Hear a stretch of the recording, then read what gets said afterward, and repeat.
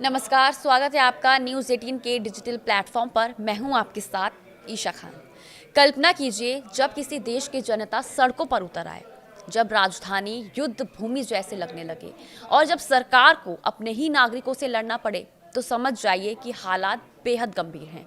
कुछ महीने पहले आपने नेपाल में देखा था कैसे आर्थिक संकट, महंगाई और राजनीतिक अस्थिरता ने वहां जनता को सड़कों पर ला दिया था।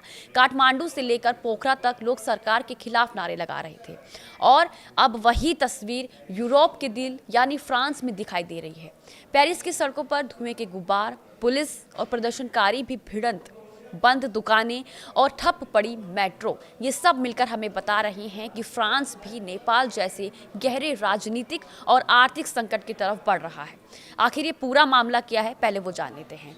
दरअसल फ्रांस की सरकार राष्ट्रपति इमैनुअल मैक्रों की अगुवाई में देश के बढ़ते घाटे और कर्ज को कम करने के लिए बड़े पैमाने पर बजट कटौती की तैयारी कर रही है। इसका मतलब है कि सरकार स्कूल, अस्पताल, पब्लिक ट्रांसपोर्ट और कल्याणकारी योजनाओं पर खर्च घटाएगी।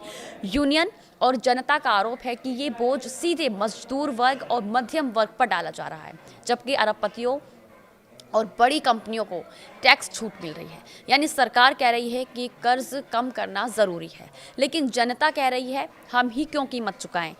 गुरुवार को 12 से ज़्यादा यूनियनों ने मिलकर हड़ताल का आह्वान किया और फिर क्या हुआ, पूरे फ्रांस में 8 लाख से ज़्यादा लोग सड़कों पर उतर आए।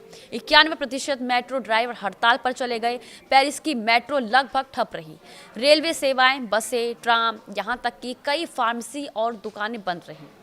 ईडीएफ कंपनी ने तो बिजली उत्पादन तक 1.1 गीगावाट घटा दिया। पर्यटन का दिल कहे जाने वाले म्यूजियम और आर्क द ट्रायम्फ को भी बंद करना पड़ा। यानी पेरिस हो या मार्सिले, लियोन हो या लिले, हर शहर में गुरुवार को अपने दरवाजे बंद करने पड़े। प्रदर्शनकारियों ने हाईवे ब्लॉक किए, बैरिकेड्स लगाए और कई जगहों पर आगजनी भी देखने को मिली। वहीं पुलिस ने आंसू गैस और वाटर कैनन का इस्तेमाल किया। पेरिस की सड़कों पर हर तरफ धुएं के बादल और नारेबाजी गूंज रही थी। अमीरों पर टैक्स लगाओ और जनसंहार फैक्ट्री बंद करो जैसे बैनर लगाए गए।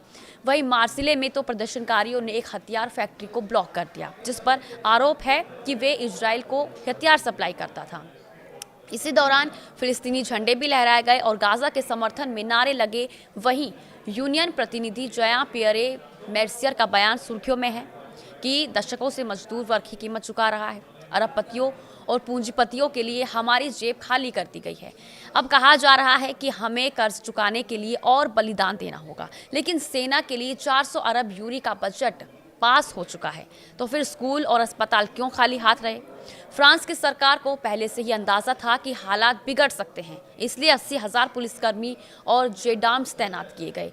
उनके साथ ड्रोन, बख्तरबंद गाड़ियां और वाटर कैनन भी सड़कों पर उतारे गए। लेकिन इतनी भारी सुरक्षा में मौजूदगी में माहौल को और तनावपूर्ण बना दिया गया। फ्रांस की संसद में प्रधानमंत्री फ्रांसवा बेरू के खिलाफ अविश्वास प्रस्ताव हो गया। उन्होंने इस्तीफा दे दिया। राष्ट्रपति मैक्रो ने उनकी जगह अपने करीबी सहयोगी सेबेस्टियन लेकॉर्नो को प्रधानमंत्री नियुक्त किया, लेकिन ये फैसला जनता और विपक्ष दोनों को नागवार गुजरा। यानी राजनीतिक मोर्चे पर भी फ्रांस में अस्थिरता बढ़ती जा रही है। फ्रांस यूरोप की दूसरी सबसे बड़ी अर्थव्यवस्था है, लेकिन महंगाई लगातार बढ़ रही है।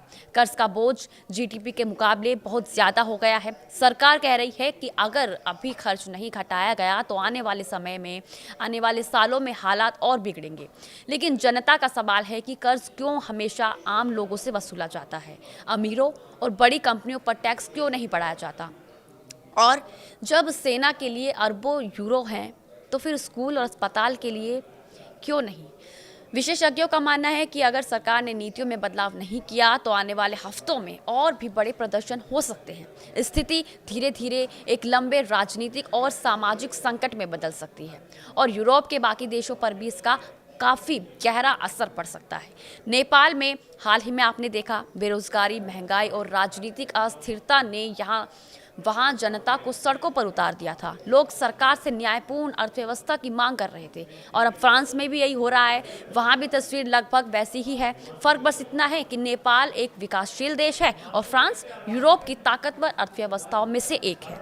लेकिन जनता का गुस्सा दोनों जगह एक जैसा है। फ्रांस की सड़कों पर उठी ये आवाज सिर्फ बजट कटौती के खिलाफ नहीं, बल्कि समानता और न्याय की लड़ाई है।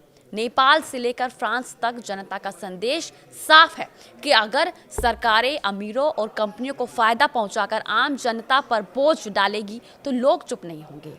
ये सिर्फ एक आर्थिक सुधार बनाम जन आक्रोश की लड़ाई नहीं, बल्कि ये आने वाले समय में पूरे यूरोप और दुनिया के लिए चेतावनी भी है। अब सवाल ये है कि क्या फ्रांस की सरकार झुकेगी और जनता की मांगे मानेगी, या फिर ये संघर्ष और बड़ा होकर पूरे यूरोप को अपनी चपेट में ले लेगा। और इसी के साथ आज के लिए फिलहाल इतना ही। नमस्कार।